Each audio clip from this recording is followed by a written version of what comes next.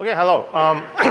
My name is Toshiyuki Masui from Keio University, Japan, and I have my site, masui.org, and I have an email, masui.org. It's quite simple.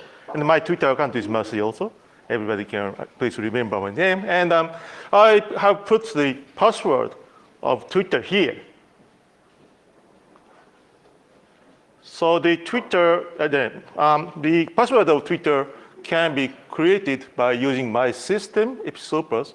So you can see that some password-like stuff is generated from the answering these questions from this seed word. And this is a real one. So you can actually get my password if you know all the answers for these questions. And today's slide is put on my site, masui.org/p.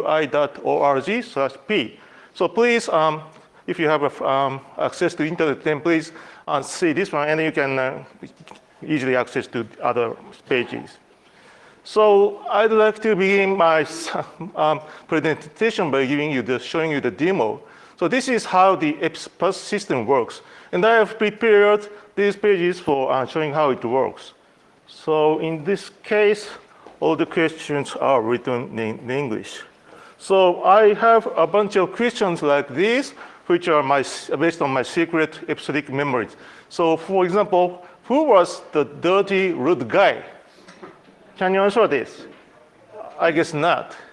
And maybe somebody can check my grandma's old phone number, but maybe nobody can see who beated me when I was young, or maybe you don't know who this is. When I was an elementary school student, somebody always talking about, I want to go to this university, and then somebody might remember that, but almost nobody remembers that. So I prepared these kind of very secret episodic memories, and there's one correct answer in these fake answers. And if I select right ones like this, then this seed string like this is converted to this. So for example, if the seed is like this, and I select something like this, then the password is generated by the selection pattern of these answers. So so apparently this is on the web, so everybody can see it, but nobody knows the right answer. And maybe I am the only person who knows all the correct answers. So I am quite confident that nobody can correctly get my password. Okay, this is the basic idea, and actually that's all. So I can stop the presentation right now, but I will explain a little bit more about this. So again, my password is here. That is, well, this is my Facebook page, and the password for the Facebook is this one. So there are many questions, and then if you answer all the right questions, then you can get my password. Okay. So everybody here knows that there are a tremendous number of password-based services, and they will not die out shortly. So we have to live with passwords. But of course, everybody knows the problems of passwords, but the biggest problem for me for handling passwords is that I cannot remember passwords myself. So I have to use some extra techniques for managing my passwords. By the way, because there aren't many Asian people here, so I'd like to ask you about how Asian people use passwords. Do you know about that? Actually, the answer is that nobody is using Chinese or Japanese characters. They only use alphabetic characters or numbers. So there's no problem about the language differences, okay? But it's actually not very good for people, young people or very old people, because small kids can't read alphabet, or old people cannot think about very complicated alphabet character for passwords. So maybe that's not a very good case. So maybe Japanese characters should be used for IDs and passwords, but currently it is not. So But in some applications, this kind of Japanese keyboards are available. So maybe for some people, this might be better for entering passwords. For example, using some special names or special secrets. But this kind of things is not available. By the way, this is a Japanese text input system for the iPhone. And I made it. I was working at Apple for 2 years, and I created this Japanese text input system for iPhone, and tens of thousands of people in Japan are using this one. Anyway, so the fundamental problem of the password system is that nobody can remember new information. Somebody may be able to remember, but I can't. So that means I cannot remember a new passwords. And some people say that there's a way to remember passwords, or if we use some images, then we can remember them. But I doubt that. At least I cannot remember new information. Then, I really don't believe that passwords can be remembered. So then the solution should be just simple. So we have to generate password instead of remembering password. And the generation of password should be done using something that we never lose. So we can use some fingerprints, or we can use some old memories. So we may lose my fingerprints, but we may not remember old memories if we are not insane. So I think that using the episodic memory is a logical consequence because there's two facts that we have to use passwords. We have to use some passwords somehow, but we forget passwords. At least I forget all the passwords. Then the possible solution might be either use some special device or special something for remembering passwords, or just use something we never forget or we never lose. So the idea of EpisoPass came out. So the idea here is that for remembering passwords, everybody is using episodic memories, which you never forget. But the idea here is that I list the candidate answers for some episodic episodes, and then just by selecting these right things, then the password is generated based on the seed character strings. So that's the very simple idea, but I think that this works, okay? So let's see the demonstration again. So please, this one. So now I have a lot of strange questions like this. What was the number of the grandma's phone, or who beat me when I was young, or that kind of stuff. And some questions are really simple, or some questions can be known by somebody else. But for example, this secret is not known by anybody. I hurt my leg when I was young, but it was so it hurts so much, so I remember where it was, but I didn't talk about it even to my parents, so nobody knows where it was. So this is a real secret, and I will never talk about that because it's a so trivial incident. And if I select these answers, then this seed string is converted to this password string. Okay, so the idea is so simple.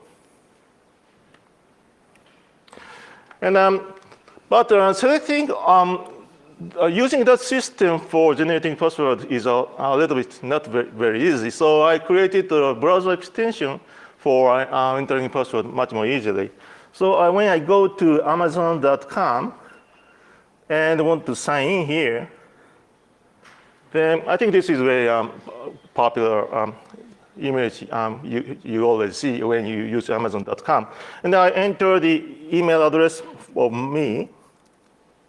here. And usually you have to enter the password here. But when I click the password area, then I get the questions and answer candidates here got from the EpisoPass.com. So when I answer all these questions, actually I have a lot of questions because this is a real one and I don't like to be hacked. And then the password, calculated password is entered here. And then when I try to sign in, then of course it doesn't succeed. So, if I I select all the right answers, then I can successfully log into Amazon. Okay, and also I have Android applications like this. I have this Android applications, which looks a little bit different than the previous example, but actually the database is the same, but the HTML is a little bit different, so I can do the same thing like this, and then I will eventually get some string like this. So I have various versions of EpisoPass application, and you can use it on Android, or you can use it as a browser extension, or you can use it on the browser. Excuse me, I'm going to interrupt. Yep. You said that was your real password? Excuse me? Was that your real password? Yes, it is. You do know that this is being live streamed. Why don't you take a second? It is on the web. When you go to EpisoPass.com, you can see that. And it is open to the public for 4 years. I am showing only the answers and questions. And I, of course, do not show the answers, okay? So only when you know all the answers. Oh, sorry about that. Sorry about that. But only when you know all the answers, you can get my real password. So just as I said, I've been using this for 4 years. I have been dog fooding for 4 years. And the good thing is about this is that I have not lost any passwords for 4 years. Okay, so of course I have bought new machines many times, but every time I buy a new machine, I go to that site and then log into Amazon, and the browser will remember the Amazon password, and that's it. So I have no problem remembering passwords so far. And all the information is on the web. So just as I said, all my password questions and answers are on the web, and also the programs are on GitHub. So everything is on the web. That means I can search my password on Google. Okay. If I go to Google and what is my password for Amazon, then I get the EpisoPass page. That means that everything is open, but it's still pretty safe, I believe. I don't know if really safe. In front of these are already the hackers here, but I'm feeling that it is pretty safe. Okay. And the best advantage for using this program is that I have to remember nothing. I don't even have to remember the master password because everything is based on my Episodic memory, and I don't really remember new stuff. It's only based on my Episodic memory, and that's all. Okay. By the way, the password generation algorithm is written in JavaScript, and it's not really a very complicated one, but it's on GitHub, so I skipped that. And so I don't think everybody believes how it works or believes that this is a good way to manage password. So I'd like to talk about some possible problems of this system. So the first problem might be that preparing the good questions and fake answers is not very easy. Actually, this is very interesting for me because I think about my old days and I think about secret stuff, and then I create the right answer and I prepare a lot of fake answers and list it as in EpisoPass. And that's very interesting for me, but many people complain that it is not very easy to create a good question and prepare good fake answers. So there are actually bad questions like this. So for example, if the data, the correct answer is on the net, then that should not be the right question. For example, if you have written some blog about some incident, and then you cannot make that into a EpisoPass question. Okay. The next one is if the experience is shared by somebody else. For example, if you go to somewhere with your family, then it's not a secret, so it cannot be a very good question. Also, this kind of question is not very good, like, what color do I like best? So this is based on your taste, but your taste will change. Actually, I was using a very old Episodic memory-based question like, who did you like best when you were elementary school? But I could not remember that. Or I actually changed my mind. Or so at some time I liked that girl, but and later I changed my taste, and then I liked some other girl better. So that kind of taste-based question is not very good. Also, if you do something secret, but you might talk about it when you are drunk, that kind of question is not very good. For example, if you have some affair with somebody and you might talk about that when you are very, very drunk. So that kind of special question is very bad, even when it's episodic and you never forget it. So then what is the good answers? So I think this kind of questions are very good. For example, trivial bad experiences might be a good candidate for good questions. So for example, when did I cut my leg when I was, where did I cut my leg when I was in elementary school? So this is a very, very trivial incident, and you will not talk about it when you grew up, but you never forget it because it was a very good, big experience for me. But so this kind of experience can be a good question. Or, but the experience like, who hit me when I was 6? Maybe you don't want to remember that, but you never talk about that. So that might be a good question. So another candidate might be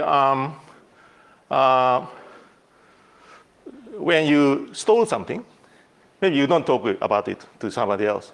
Then that might be a good EpisoPass question. Of course, it's not a good memory, but you can use it for a very secret question. Or, so this kind of actually not very good, but unforgettable instance might be good questions for this system. And the answer, I think, should be proper noun names of locations, because you can create very easily the fake answers. For example, if the right answer is Frankfurt, then you can create prepare a lot of fake answers like Bonn, Köln, Essen, Koblenz, or whatever. Or if the answer is Bill, then you can prepare fake answers like Steve, Edward, or whatever. So creating a fake answer is very easy. Difficult part is finding a nice question, but that's not super difficult, okay? So another problem of the system might be, it's very easy to attack the system because everything is open. But if you prepare plenty number of answers and questions, maybe it's not very easy to attack it even when it's offline. And online attacking is not, I think, possible because the service like Amazon will reject a lot of requests from browsers. Okay. And another possible attacks might be asking a lot of people about that question. So actually, the questions like this is based on a lot of experience. For example, my experience when I was a high school student, or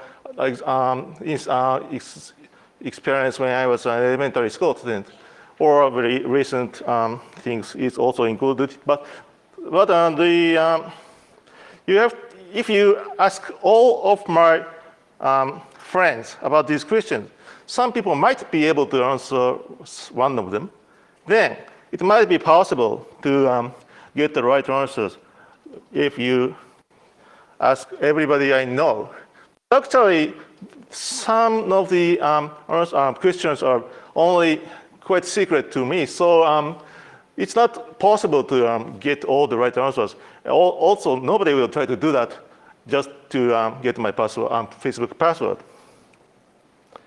So, and the problem I said is that creating a good question is difficult, but so I'm thinking about creating a support tool for creating good questions. So the reason why people have difficulty creating good questions is that they believe that they forget everything, all the old things. But if I say something like, "Did you have a strange friend when you were in elementary school?" Then he will remember something, and then he can make it as a special secret question. So there's a way to interview the people, the user, to create a good question. So I'm thinking about how we can create such support tools for EpisoPass. And the other problem of using this system is that, so we have to answer all these 10 or 20 questions before I get the right password. So it takes time, that's true. But usually, the browsers will remember passwords of Amazon or Twitter or that kind of systems. And even when you log into some remote system, once you can log into some remote Unix machine, then you can use your SSH data for logging into there again. So you have to use EpisoPass only once. So you can even use a very complicated passwords for remote Unix system. So for my 4-year experience, I actually don't use EpisoPass very often. I use EpisoPass only when I switch to other machine, or I go to some place where I've never been. So actually, it seems to be a big problem, but actually it is not. Worst problem might be that the password leaks. So if somehow your password is known by somebody else, for example, if somebody knows my Amazon account, a Facebook account, and then you can check all these selections so that you can get the right password. This can be calculated by brute force, so that's a problem. So there's no way to prevent that, but if you have plenty number of questions and answer pairs, then even with brute force, finding the right answers should be difficult. And if you make everything secret, for example, the answers and question pairs and the seed strings are secret, then you don't have to worry about that, even when your Facebook password is known by somebody else. So at this moment, I am showing all these real data to the public because I'm believing that none of these passwords are open or known by somebody else. But I'm not sure. If one of the right password will be available to somebody, then I have to change all this stuff. So the conclusion might be that this is a really simple idea of generating password from episodic memories using the questions and answers. So I thought that is too trivial, but as long as I have checked systems or literatures, I could not find any system which generates password based on episodic memories. And that's why I am here to present this system. So if you know any system of this same idea, then this doesn't make any sense. But I have asked a lot of people about in this area of research, but I haven't found anything like very close to this one. So if you have any information, please let me know. And I am quite happy with this system for 4 years. And at least this works pretty fine for me. So So I am quite satisfied with the system, but if you have strong questions, please give it to me now. Thank you.